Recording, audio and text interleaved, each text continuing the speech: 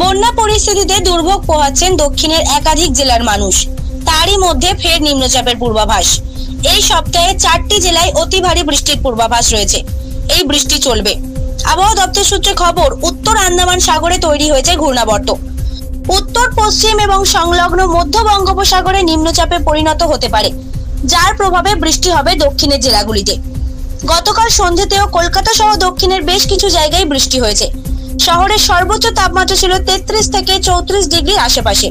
শুক্রবার শহরের সর্বোচ্চ তাপমাত্রা ছিল 34.2 ডিগ্রি সেলসিয়াস, যা স্বাভাবিকের থেকে 1.4 ডিগ্রি বেশি। কলকাতার তাপমাত্রা থাকবে 33 ডিগ্রির আশেপাশে, সর্বনিম্ন তাপমাত্রা থাকবে 28 ডিগ্রির কাছাকাছি। উত্তর 24 পরগনা, দক্ষিণ 24 পরগনা, পূর্ব মেদিনীপুর, পশ্চিম মেদিনীপুর, বাঁকুড়া, মুর্শিদাবাদ, নদিয়ায় বজ্রপাত সহ বৃষ্টির মাঝারি সতর্কতা আছে। দক্ষিণ 24 পরগনা, পূর্ব মেদিনীপুর, পশ্চিম মেদিনীপুর, পুরুলিয়া, বাঁকুড়া, পূর্ব বর্ধমান, পশ্চিম বর্ধমান ভারী বৃষ্টির হলুদ সতর্কতা জারি থাকবে। উত্তর 24 পরগনা, দক্ষিণ 24 পরগনা, পূর্ব মেদিনীপুর, পশ্চিম মেদিনীপুরে বৃষ্টি হবে উত্তরবঙ্গেও। আজ দার্জিলিং সহ উত্তরের সব জেলায় বজ্রবিদ্যুৎ সহ বৃষ্টি হতে পারে।